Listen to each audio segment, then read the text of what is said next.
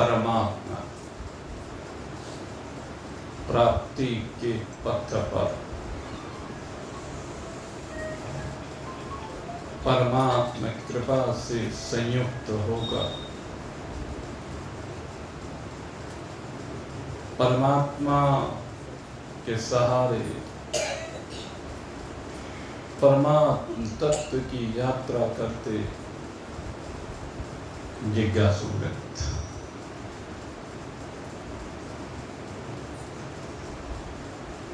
ये श्रीमद् भगवद गीता का 7वां अध्याय, जिसमें भगवान कहते हैं कि अर्जुन, मैं तुझे अपने स्वरूप का समग्र ज्ञान प्रदान करूंगा, जिसमें ज्ञान की भी बात है और विज्ञान की भी बात है।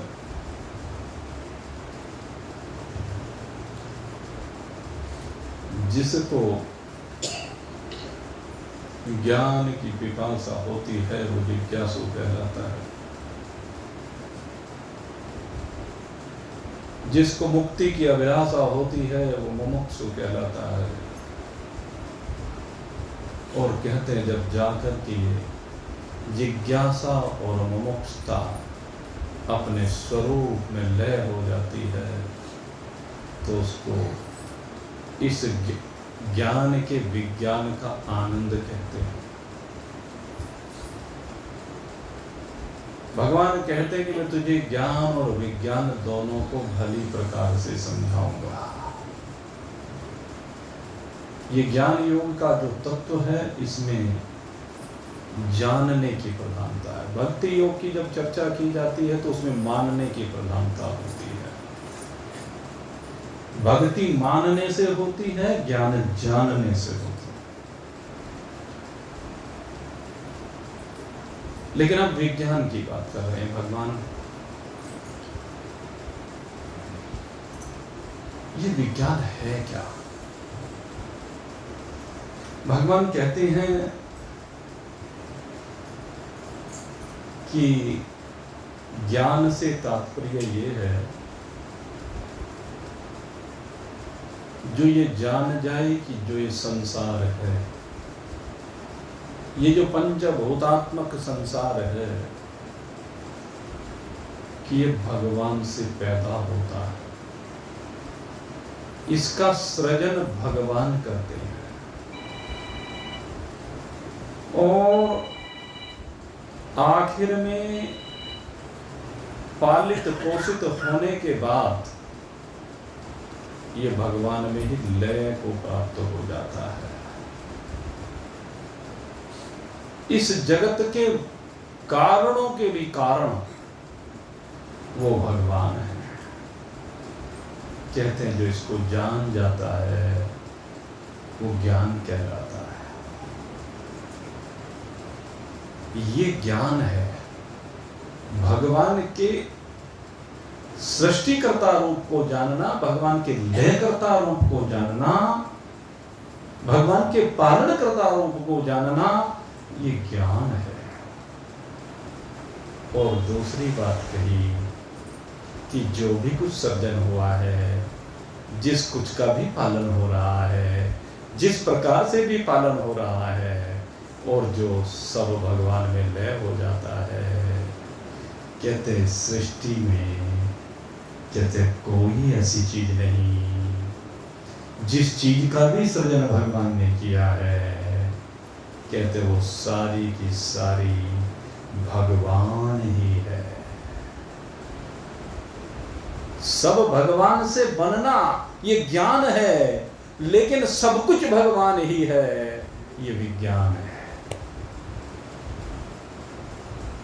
वासुदेव है सर्वं, ये जो भी कुछ है ये सब कुछ भगवान ही है, भगवान से भिन्न और कुछ भी नहीं है। सर्व खल विदम ब्रह्म, ये जो भी कुछ है वो सारे का सारा ब्रह्म ही है। और इस बात को जो अनुभूत कर लेता है यही विज्ञान कहलाता है। जानना अलग चीज है और अनुभूति अलग चीज है। हम इसलिए बार बार अनुभूति की बात करते हैं। मैंने देखा बहुत से हमारे सत्संगी भी आपस में चर्चा करते हैं, तर्क वितर्क करते हैं, भगवान को लेकर, जगत को लेकर, जीव को लेकर, और इन सब की एकता करके एक ब्रह्म भाव में विराजमानता के लिए जो जो भी साधन करेंगे, चाहे वह पहले बहिरंग साधन करेंगे, चाहे फिर अंतरंग साधन करेंगे, क्योंकि दो प्रकार के साधन होते हैं जिनके द्वारा परमात्मा के स्वरूप का निर्धारण होता है, परमात्मा को जाना जाता है। पहले बहिरंग साधनों की चर्चा होती है।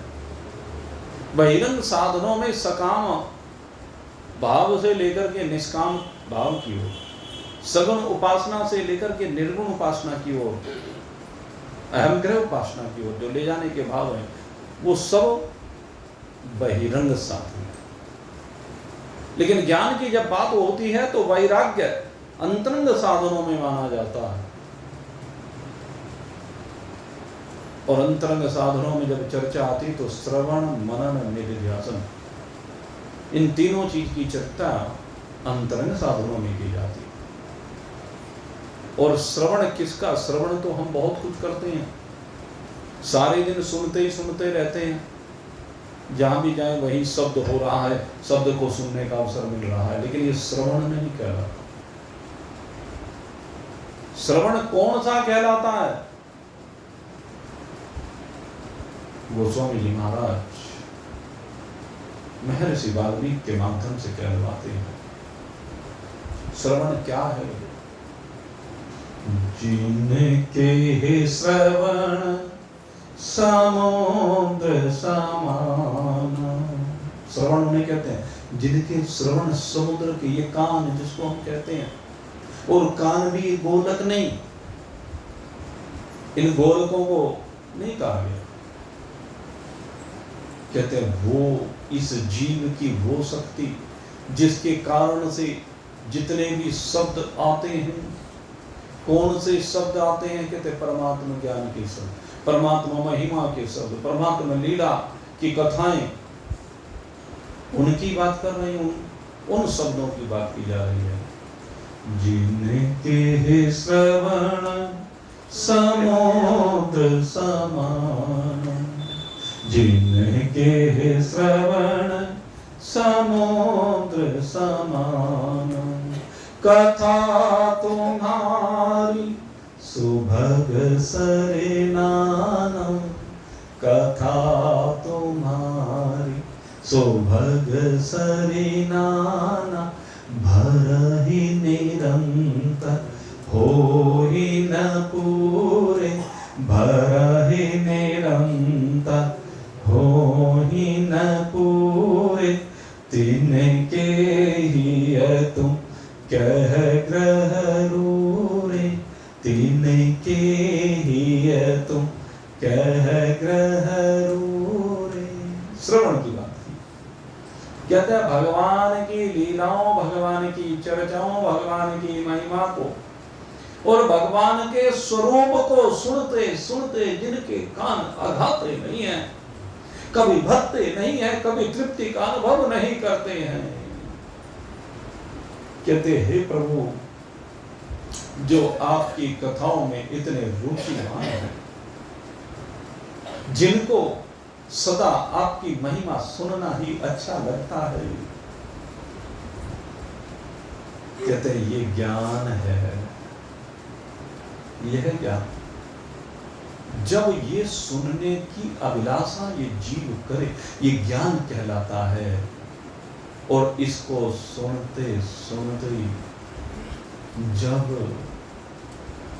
वाल्मीकि जी कहते हैं तिनके ही तुम, उनके हृदय में हे प्रभु तुम निवास करो, तुम बैठ जाओ। और जब ये भगवान उनके हृदय में बैठ जाता है और उस भगवत तत्व का वो अनुभव करता है, तो ये विज्ञान कहलाता है। ये आपकी अपनी मंजिल जब आपको मिल जाती है, ये विज्ञान कहलाती है। तो मेरे मित्रों, श्रवण इसको कहते हैं जब गुरु के मुख से, श्रवण गुरु के मुख से होता है। श्रवण अगर यदि हम अपने आप करते हैं, सामान्य रूप से करते हैं, कैसेट से करते हैं, टेलीविजन पर देख करके करते हैं, वो श्रवण नहीं, वो श्रवण की श्रेणी में नहीं आता। आपको बता दें, उसको श्रवण नहीं कहा गया और उससे संशयों का छेदन भी नहीं हो पाता, क्योंकि उसमें भाव नहीं बन पाते, उसमें आप डूब नहीं पाते, उसमें आप चर्चा नहीं कर पाते, उसमें आप पूछ नहीं पाते हैं, उसमें आमने सामने जो वाइब्रेशन का प्रवाह होता है वो नहीं हो पाता है। उसमें जो सात्विक एनर्जी निकल करके चलती है महान पुरुषों के अंदर से, वो सात्विक एनर्जी नहीं होती है। उसमें डिस्टर्बेंस होता है, लेकिन इसमें डिस्टर्बेंस नहीं होता, इसमें तारतम्यता होती है। इसलिए कहा गुरु मुख से जब शास्त्रों का जो तात्पर्य परमात्मा ही, उस परमात्मा तत्व की महिमा को, उस परमात्मा तत्व के स्वरूप को ये बारंबार कोई जिज्ञासु सुनता है, गुरु मुख से सुनता है, गुरु के प्रति श्रद्धावान होकर के सुनता है, तब उस परमात्मा तत्व की अनुभूति होती है। मेरे मित्रों, ये गुरु की महिमा असीम होती है। गुरु यूं ही नहीं मिलते हैं जीवन में, गुरु की जो महिमा है वो अनंत है। सद्गुरु की महिमा अनंत, अनंत कियो उपकार। सद्गुरु की महिमा अनंत, अनंत कियो उपकार। अनंत महिमा है, उसके अनंत उपकार है, लेकिन किसके ऊपर? कहते जो श्रद्धा से संयुक्त है, विश्वास से संयुक्त है, और जिसका समर्पण 100% है। बिना समर्पण के गुरु की कृपा नहीं होती। ये जो अनंत महिमा कही है ना गुरु की, ये उसकी कृपा उसके ऊपर होती है, जिसका समर्पण होता है, जिसके अंदर ये भाव होता है, जो गुरु आज्ञा का कभी उल्लंघन नहीं करता, उसकी अवहेलना नहीं करता, गुरु की आज्ञा को अपने हृदय में धारण करता है। सद्गुरु की महिमा अनंत, अनंत कियो उपकार। लोचत केस उखारियों, लोचत केस उखारियों, अनंत दिखावनिहार, अनंत दिखावनिहार। कहते हैं एक एक विकार का लुंचन करते हैं। ये केस लुंचन, ये तो भौतिक प्रक्रिया, इससे कुछ होने वाला नहीं। बहुत लोग हैं परंपराएं बना दी, अरे केस नोचने से क्या होगा, हैं तब ठीक, नहीं हो तब ठीक। केस कह करके समझाया गया कि तेरे अंदर जो विकार बैठे हुए, तेरे अंदर बैठा हुआ काम है, क्रोध है, लोभ है, मोह, मत है, मात्सर्य है, राग है, द्वेष है, हिंसा है, असत्य है, प्रलाप है, व्यर्थ समय को जो गवा रहे हो। कहते ये जो विकार है इनका लुंचन करते हैं गुरुदेव, और इनका लुंचन होते ही जब जीवन में से ये विषय रूपी शब्द स्पर्श रूप रसगंध की धारा का प्रवाह बंद कर देते हैं, तो उसी समय कहते हैं अनंत दिखावनिहार। जब इन विषयों की सीमा से बाहर निकल जाता है तो अनंत अनुभव हो जाता है। पहले इन विषयों को हटाना है, समझना है, ये असार है, ये मिथ्या है, ये है नहीं। जब ये समझता है, इसको ज्ञान कहते हैं। और जब ये हट करके अनंत की अनुभूति अपने आप में कर लेता है तो इसको विज्ञान कहते हैं। और ये सदगुरु की कृपा से होता है। इसलिए सदगुरु के प्रति समर्पण सबसे महत्वपूर्ण है। ये उसकी एक एक बात, उसकी कीमत अनमोल है। एक एक मंत्र उसके मुखारबिंद से जो श्रवित होता है, कहते वो अनमोल मोती है, जिसकी कीमत कोई लगाई नहीं जा सकती है। लेकिन कौन उस कीमत को अनुभूत कर सकता है? कहते हैं जो समर्पित है, जो श्रद्धावान है, वो उस कीमत को समझ सकता है। और जिन्होंने ये समझा है वही इस विज्ञान में विराजमान हुए हैं। तो भगवान अर्जुन को यही बात समझा रहे हैं, ज्ञान और विज्ञान को ठीक प्रकार से समझा रहे हैं। अंतरंग साधन पहले श्रवण की बात है, गुरुमुख से इस तत्व को सुनना, सुनकर के फिर बारंबार मनन करना। मनन क्या है? अंदर से बार बार तर्क वितर्क होता है, अंदर से बार बार वृत्तियों का प्रवाह होता है, उन वृत्तियों का मंथन होता है, और मंथन करने के बाद फिर निर्णय रूपी माखन निकल करके आता है। जब तक वृत्तियों का मंथन नहीं होगा, जब तक संकल्प और विकल्प का मंथन नहीं होगा, ये मंथन तो है संकल्प और विकल्प, और संकल्प विकल्प ये मंथन होते होते फिर निर्णय जब आ जाता है, और निर्णय निष्पक्ष हो, जिसमें कोई मान्यता ना हो, जिसमें कोई परंपरा ना हो, जिसमें अपनी व्यक्तिगत कोई मैं ना मिलाई गई हो। कल मैं चर्चा कर रहा था इस बात की आपके सामने। जब हम मिश्रित कर देते हैं उसको, गड़बड़ वहीं पर होती है। जब कोई भी महान पुरुष शास्त्र को, भगवान की बात को अपने अनुसार कहता है, भगवान के अनुसार नहीं कहता है, तो वहां पर मिश्रण हो जाता है, कोई ना कोई उसका विकार आ जाता है। इसी कारण से वो विज्ञान नहीं बन पाता। इसलिए भगवान कहते तू अपनी मान्यताओं को उठा के एक तरफ रख दे। बहुत साधक हैं जो अपनी अपनी मान्यताओं को बीच में जरूर घुसाते हैं। क्यों घुसाता है भाई? जो भगवान ने कहा, क्या तू उससे ज्यादा समझदार है? क्या तू भगवान से ज्यादा बुद्धिमान है? भगवान से बड़ा ज्ञानी है? जो भगवान की बात को भी एक तरफ रख करके अपनी बात को ऊंचा करना चाहता है, अपने तरीके से भगवान कह कुछ रहे हैं, समझना कुछ चाहता है, समझाना कुछ चाहता है, यही कमी है। इसलिए कहा गुरु मुख से। और गुरु भी कौन? किसी मत मजहब पंथ से जुड़ा हुआ ना हो। ये जोन से विभिन्न पंथों से जुड़ जाते हैं, उन पंथों में फंस जाते हैं। ऐसा नहीं कि पंथ कोई किसी को गलत मार्ग पर लेकर जाता है, लेकिन मेरे मित्रों गलत मार्ग पर तो लेकर नहीं जाता, लेकिन अपूर्ण तो छोड़ देता है। समस्या ये है, जितने भी ये मार्ग हैं सारे अपूर्ण हैं, क्योंकि उनके साथ उन्होंने अपनी मैं को मिला दिया है, और जब उनकी मैं मिल गई है तो वहीं पर विकार आ गया है। जब तक इस मैं को नहीं हटाओगे, जो मैं मेरे मित्रों कहता हूं मैं इस बात को, जो स्वरूप बोध के पद पर बढ़े हैं उन्हें इन मान्यताओं को हटाना पड़ेगा।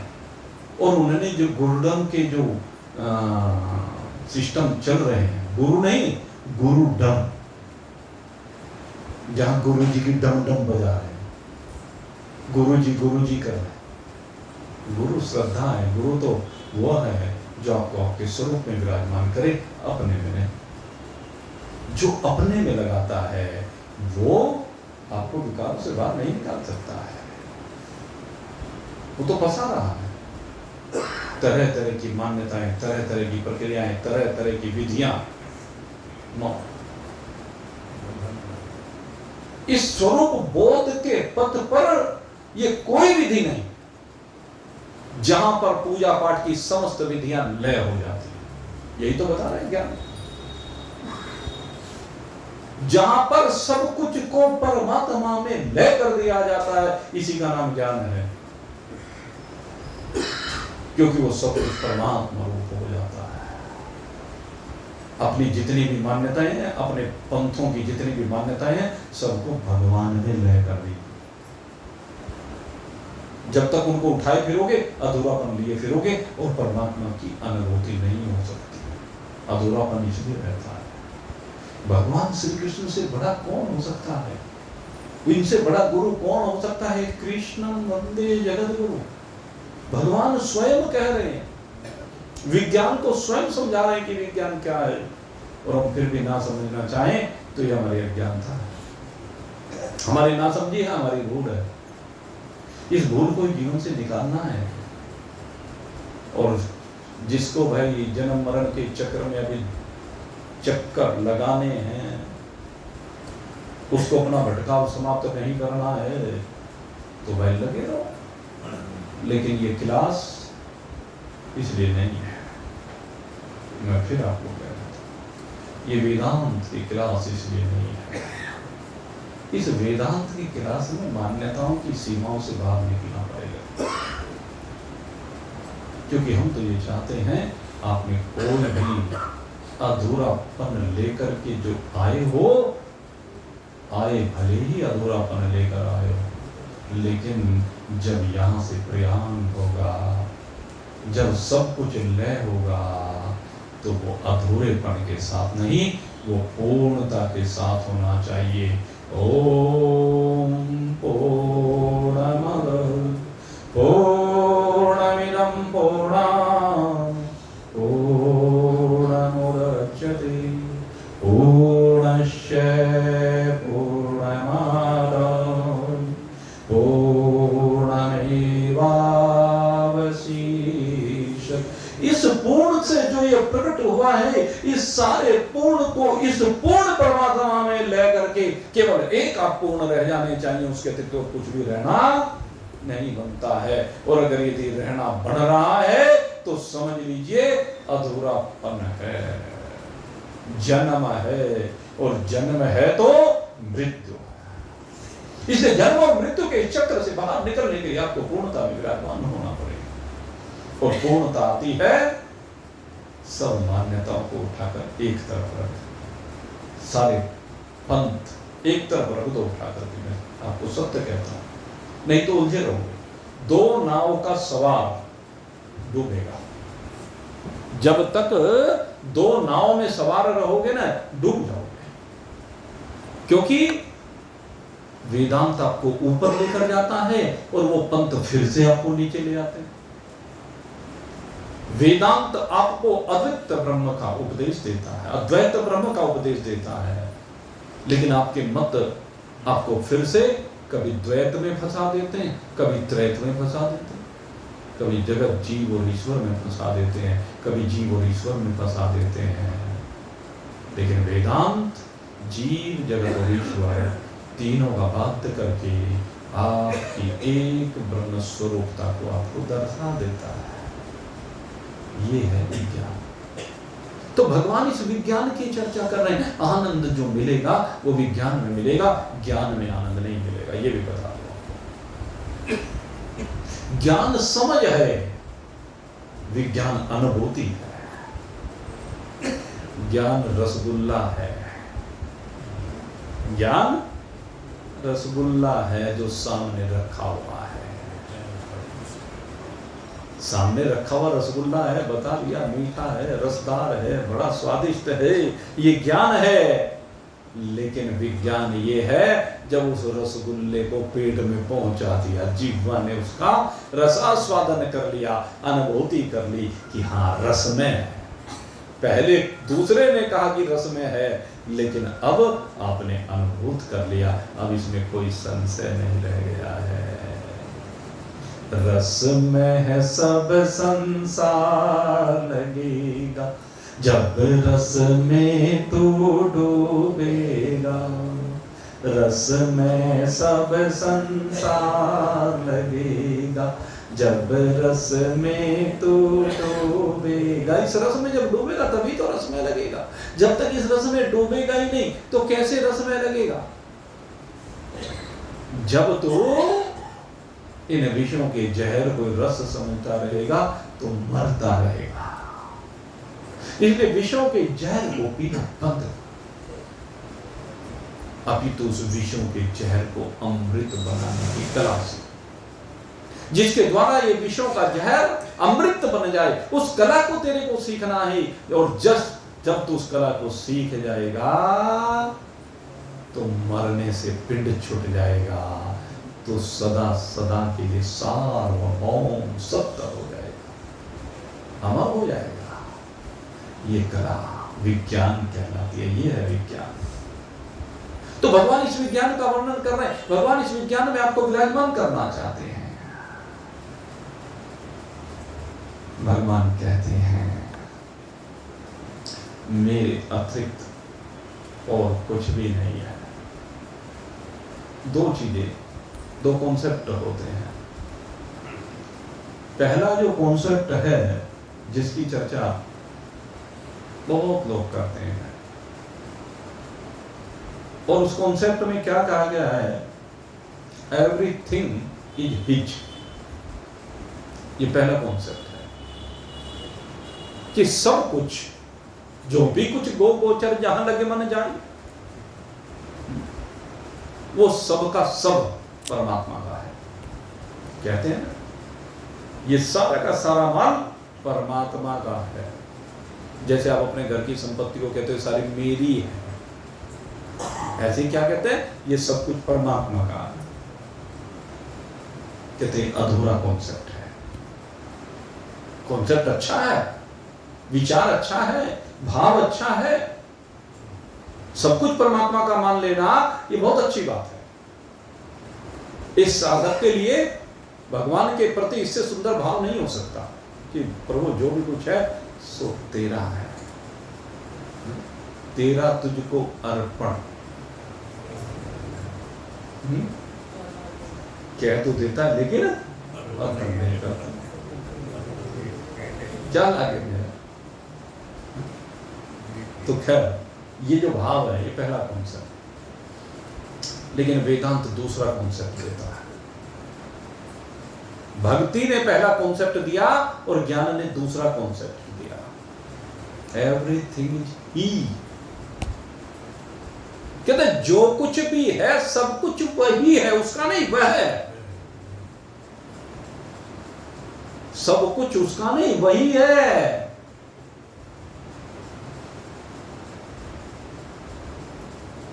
उसने अपने में से ही सब कुछ प्रकट कर दिया है।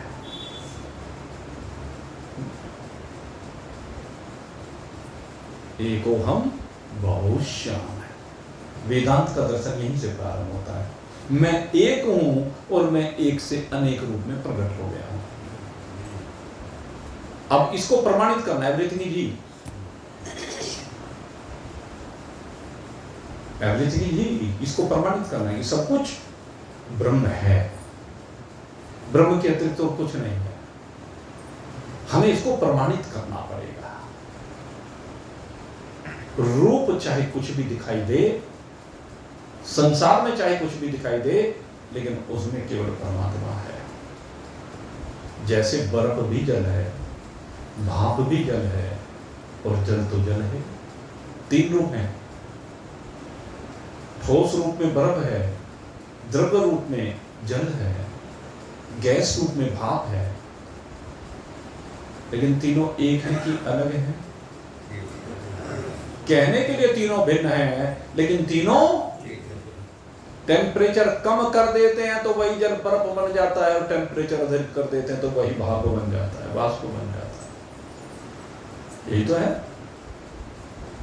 तो सब कुछ जैसे जल ही है, ऐसे ही ये सब कुछ परमात्मा ही है।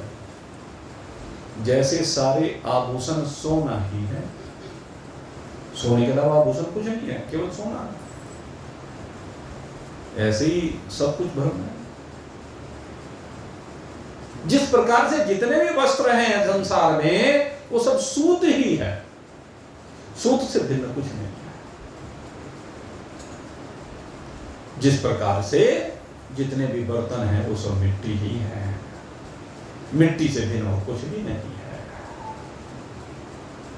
जिस प्रकार से दुनिया में कितने भी चित्रकार ने बनाए हों, सारे चित्र रंगों से कुछ भी नहीं है, रंग ही चित्र के रूप में दिख रहे हैं। ऐसे एक ही ब्रह्मा अनेक रूपों में कलाकार की कलाकारी, अनेक रूपों में दिख रहा है एक ही ब्रह्म। मनुष्य के रूप में वही दिख रहा है, पशु के रूप में वही दिख रहा है, पक्षी के रूप में वही दिख रहा है, कीट पतंग जलचर थलचर नभचर, यही लोक से लेकर के परलोक तक 14 भुवनों में एक परमात्मा के अतिरिक्त कुछ नहीं है। आकाश भी वही, वायु भी वही, अग्नि भी वही, जल भी वही, पृथ्वी भी वही। ये भूलोक भुव स्वः महा जना तप सप्तलोक, अतल वितल सुतल तलातल रसातल महातल पाताल, नीचे से लेकर के ऊपर तक के समस्त लोक लोकांतर, सूरज चांद सितारे, अनंत कोटि ब्रह्मांड, कहते हैं एक ही परमात्मा अनेक रूपों में भाषित हो रहा है। ये जो भी कुछ भाषित हो रहा है वो सबका सब परमात्मा है, परमात्मा के अलावा कुछ भी नहीं है। ये है एवरीथिंग। और जो इस बात को समझ लेता है, पहले जान लेता है, जानना ज्ञान है, लेकिन इस बात को अनुभव कर लेता है, चराचर जगत में मैं ही मैं हूं, ये विज्ञान है। ज्ञान और विज्ञान अनुभूति विज्ञान है। तो मेरे मित्रों, इस विज्ञान को अनुभव कीजिए। कहते ये सारे का सारा संसार मेरे में ही ओतप्रोत है। मत परतर है नान्यत किंचित अस्ति धनंजय, मयि सर्वमिदं प्रोक्तम्। ये सब का सब मेरे में ओतप्रोत है। कैसे? जैसे मणियां सूत में गुथी हुई है, माला बन जाती है, ऐसे ये सारे जीव जो भी हैं, जगत के जो भी पदार्थ हैं, मुझ एक सूत्र रूप परमात्मा में गोथे पड़े हैं, मुझसे भिन्न नहीं है। भगवान कहते हैं जल के अंदर जो रस है वो मैं हूं। सूर्य और चंद्रमा के अंदर जो चमक है, जो प्रभा है, जो प्रकाश है, जो चांदनी है, वो मैं ही हूं। कहते हैं जितने भी ये सनातन, जितने भी प्रकार के जीव हैं, बीज हैं, जिनसे बार बार सृष्टि बनती है, बिगड़ती है, सतोगुण, रजोगुण, तमोगुण, पंचभूत, सब के सब मेरे से ही होते हुए मेरे से भिन्न नहीं है। तो ये जो बताते हैं कि पृथ्वी में, अग्नि में, जल में, वायु में, आकाश में, सतोगुण में, रजोगुण में, तमोगुण में, अर्थात ये सब कुछ परमात्मा, ये ज्ञान है। और ये सब मेरे में, ये सारे के सारे मेरे में, और इनमें मैं नहीं हूं। न मेरे में है, न मैं इनमें हूं। ये सब भ्रांति मात्र है, क्योंकि मेरे अतिरिक्त कुछ है ही नहीं। स्वप्न में सब कुछ आप में गुथा हुआ है स्वप्न कुछ? न आप स्वप्न हो, न आप में स्वप्न है, केवल भ्रांति है, प्रतीति है। क्षण मात्र में भूल जाते हो।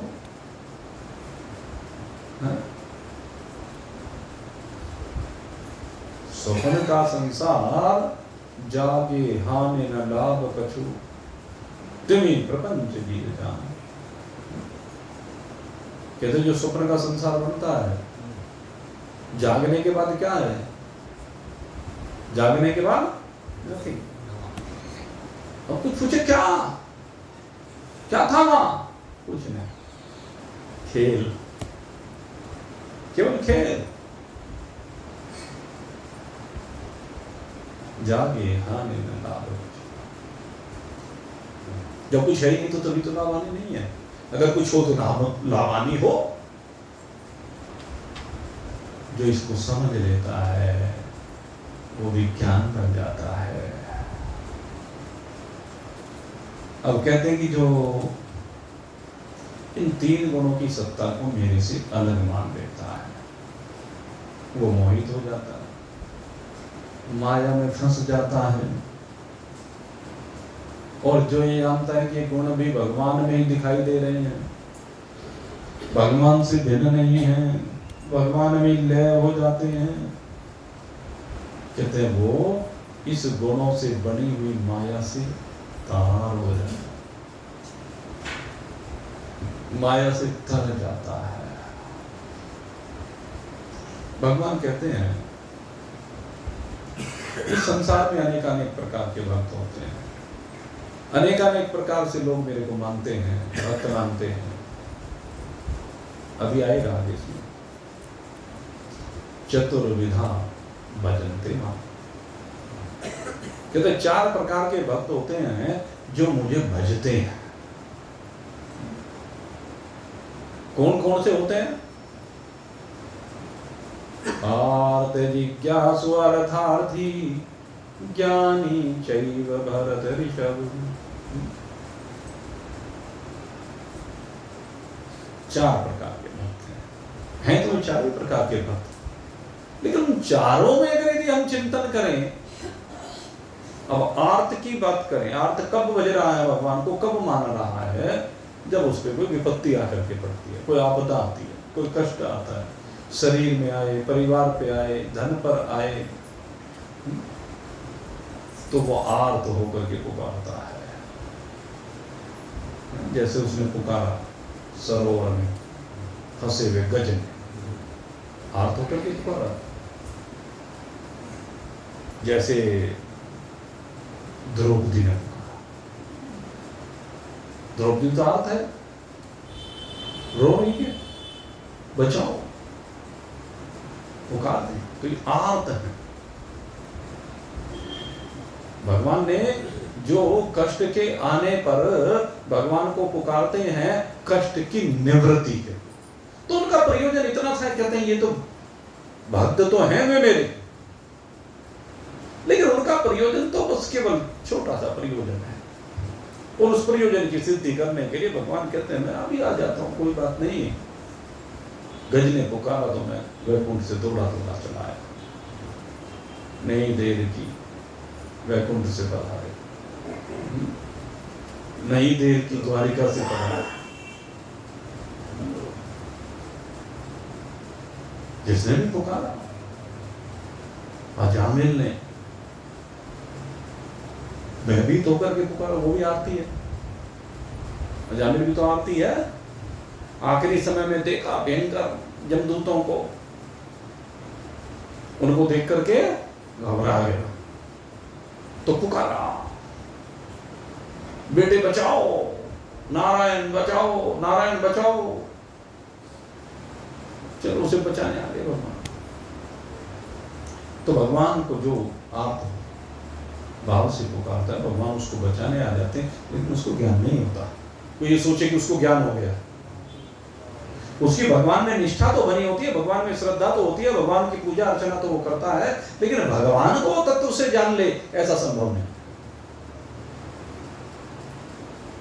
हनुमान जी के मंदिर में जाएंगे, 1.25 रुपए का प्रसाद चढ़ाएंगे, अब चलो 1.25 के बजाय 125 रुपए कर दें, क्योंकि अब 100 रुपया तो चलता ही नहीं है। चने के जमाने, हमारे समय में तो 4 आने का प्रसाद पहले परंपरा थी, 4 आने, हाँ, 4 आने 5 आने इस तरह कहा करते थे कि मेरा ये काम बन जाए तो हनुमान जी, भगवान शंकर, देवी मैया 5 आने का प्रसाद चढ़ा। होते होते फिर वो 1.25 रुपए में परिवर्तित हुआ, फिर 5 रुपए, 11 रुपए, 21 रुपए, 51 रुपए, 101 रुपया। अब 101 का भी कुछ प्रसाद कहीं मिलता नहीं है, बस वो बहकावा मात्र सा होता है। तो क्योंकि किसी मंदिर में जाए, अब जिस भी मंदिर में जाए 20-30 तो मूर्तियां होती ही हैं। अब 100 रुपये का प्रसाद लेके जाओगे तो 20 मूर्तियों पर अगर चढ़ाओगे तो 20 पीस तो चाहिए। अब 100 रुपये में 20 पीस किस चीज के मिलेंगे? गुलदाने के, गुलदाने के तो मिल जाएंगे, यदि चढ़ा देते। कोई बात नहीं, तो मजाक की बात है। विषय क्या है? आर्त तो होकर के जब हमने पुकारा तो उसमें भगवान को जाना नहीं, भगवान की महिमा को तो जानते हैं, भगवान की शक्ति को तो जाना है हमने, भगवान की शक्ति को तो माना है हमने। आर्त में भगवान को शक्तिमान मान करके अपने दुख की निवृत्ति के लिए हमने भगवान को पुकारा। लेकिन भगवान यहां पर उस भक्त की बात नहीं कर रहे। वो ज्ञानी नहीं है, वो ज्ञानी नहीं है, वो तो स्वार्थी है। इसलिए कोई ये सोचे कि आर्त होकर के पुकारने से मेरा काम बढ़ जाएगा, ठीक है, वो विपत्ति टल जाएगी, लेकिन उससे मेरा काम बढ़ जाएगा, जन्म मरण के चक्र से बाहर निकल जाऊंगा, भगवान की प्राप्ति हो जाएगी? No, never, impossible. कैसे संभव? तो पहली बात ये, दूसरी बात अर्थार्थी। अर्थार्थी की बात मैंने अभी की। अर्थार्थी जो भगवान से कुछ चीज की इच्छा लेता है, अभी दुख निवृत्ति नहीं, अब संसार से कुछ मांगना चाहता है। अब मांगने वाले तो देवता भी होते हैं, असुर भी होते हैं। रावण ने भी मांग लिया, हिरण्यकशिपु ने भी मांग लिया, वो भी तो अर्थार्थी है। जैसा भयंकर तप ब्रह्मदेव को प्रसन्न करने के लिए उन्होंने किया, शंकर भगवान को प्रसन्न करने के लिए उन्होंने किया, और फिर क्या मांगा? वरदान। ये शरीर लंबे समय तक टिका रहे, शरीर जो ना किसी के द्वारा मर सके, ऐसे विचित्र विचित्र तरीके से दिमाग लगाया कि शरीर जाए नहीं, शरीर अमर हो जाए। भाई इस बात को समझ ले, जो जन्मा है सो मरेगा, शरीर रहने वाला नहीं है। पर उन्होंने फिर भी इसलिए किया। भगवान ने कहा चल जैसा वरदान मांगे तेरे वैसे ही वरदान की पूर्ति करूंगा भाई। किसी ने पैसा मांगा तो पैसा दे दिया, किसी ने पद मांगा तो पद दे दिया, महल जो महल मांगे वो दे दिए,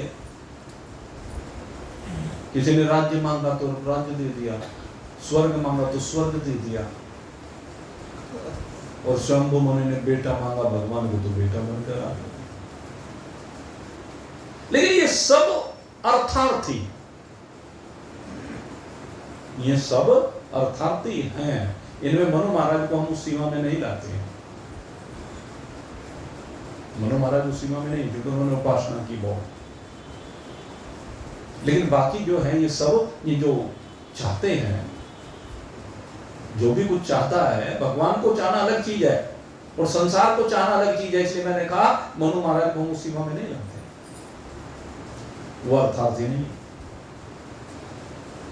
उन्होंने भगवान को मांगा है, यह अंतर ये है। और ने संसार को मांगा है, उन्होंने भगवान को मांगा है। कश्यप और अदिति ने भगवान को मांगा है। और आप चिंतन करके देखिए, जिनके यहाँ भगवान भी आए, उनके जीवन को देखो तो सही जरा उठा करके। भगवान के आने के बावजूद भी शारीरिक रूप से तो कितने कष्ट भोगने पड़े कश्यप और अदिति को। जेल में पड़े रहे, बेड़ियों में झगड़े पड़े रहे। अभी देखो, ये भी तो कर्मों का खेल है। दशरथ जी को क्या सुख मिला राम जी का? शंभु मनु ही दशरथ बन करके आए, सारी जवानी बीत गई, बुढ़ापे में मिले। कितने समय के लिए मिले भगवान? कितने समय भगवान साथ में रहे दशरथ जी के? कितना सुख ले पाए भगवान का दशरथ जी? बहुत अल्प साल, 23-24 साल की आयु थी भगवान की जिस समय भगवान वहां गए। 28 थी शायद, ऐसी थी कुछ 27-28, सही तो मेरे भी ध्यान नहीं रहता है। अब वो जो भी है 27-28 साल की। तो 27-28 साल की आयु, जिस समय भगवान के कुछ कर्म देखने थे, भगवान का प्रभाव देखना था, भगवान की सेवा को देखना था, उसी समय पलायन कर गए। क्या सुख मिला? बहुत ज्यादा सुख नहीं उठा पाए दशरथ जी भी। ऐसा नहीं, सुख तो मिला लेकिन उतना सुख नहीं मिला। भगवान को प्राप्त करने के बाद वो अलग बात है कि उसके बाद उनको बोध तो होकर के आगे स्वर्ग में चले। तो मेरे मित्रों, ये अर्थार्थियों की बात मैं कर रहा था। अर्थार्थी जो लालची हैं, अब उनको भगवान कैसे मिलेंगे? आप चिंतन करके देखें। जो केवल पैसा भगवान से चाहते हैं, पद चाहते हैं, उनको भगवान मिल जाएंगे क्या? पैसा मिल जाएगा, भगवान नहीं मिलेंगे। चिंतन कीजिए। उनको पैसा तो मिलेगा लेकिन भगवान नहीं मिल पाएंगे। भगवान किसको मिलेंगे? भगवान ये बताने जा रहे हैं। दो तो ये बताए, आर्थ और तथार्थी, लेकिन दो आगे जो बताए वो सबसे महत्वपूर्ण है। तीसरा भगवान ने बताया जिज्ञासु। कहने सबसे महत्वपूर्ण ये जिज्ञासु है। सबसे महत्वपूर्ण ये जिज्ञासु है। कहते कैसे महत्वपूर्ण है जिज्ञासु? कहते क्योंकि इसकी जिज्ञासा परमात्मा को प्राप्त करने की है। प्रारंभ में जिज्ञासा अपने आप को ब्रह्म रूप से अनुभूत करने की नहीं होती। प्रारंभ में तो भगवान को जानने की इच्छा होती है, यही तो होती है जिज्ञासु। तो जो भगवान को जानने का प्रयास करता है वो जिज्ञासु कहलाता है। और कहते हैं जिज्ञासु को ही परमात्मा मिलता है। जिज्ञासु को परमात्मा मिलता है। कहने लगे मेरा सबसे श्रेष्ठ भक्त यही होता है जो मुझे प्राप्त करना चाहता है, वो सबसे श्रेष्ठ है जिज्ञासु। जिज्ञासु अनेक साधनाएं करता है, श्रवण मनन निधिध्यासन करता है। तो जिज्ञासी सबसे श्रेष्ठ भक्तों की श्रेणी में आता है। और चौथा कहा ज्ञानी। और भगवान ने जब ज्ञानी की बात की, कहते ज्ञानी की तो कोई अच्छा ही नहीं गई। ज्ञानी तो चराचर जगत में एक परमात्मा के अतिरिक्त कुछ देखता नहीं है, उसे चराचर जगत में एक परमात्मा ही दिखाई देता है। चिंतन करें, जिसको चराचर जगत में एक परमात्मा के अतिरिक्त और कुछ भी दिखाई नहीं देता, वह ज्ञानी है। और उसको भगवान ने कहा कि वो तो मेरा ही स्वरूप है। ज्ञानी में और मुझ में कोई दूसरा भेद नहीं है, क्योंकि उसका निर्णय है अहम ब्रह्मास्मि और मेरा निर्णय है अहम ब्रह्मास्मि। हम दोनों का एक ही निर्णय है, अहम ब्रह्मास्मि। तो भगवान ने उसको भक्त नहीं माना। भगवान कहते वो भक्त कहां रहा? भक्त तीन है, आर्त, अर्थार्थी और जिज्ञासु। ये तीनों भक्त हैं। लेकिन चौथा भगवान का स्वरूप है। कहते सारे के सारे उदार हैं, ये सारे के सारे मुझे मानते हैं, ये सारे के सारे मुझे प्रिय हैं, ये सारे के सारे मेरे भक्त हैं। लेकिन ज्ञानी मुझे सबसे अधिक प्रिय है, क्योंकि वो तो मेरा आत्मा है, वो मुझसे अलग कुछ है ही नहीं। तो कहते हैं ये जो बता रहे हैं ये ज्ञान है। जो भक्तों के बारे में भगवान ने बताया ये क्या है? ये ज्ञान है।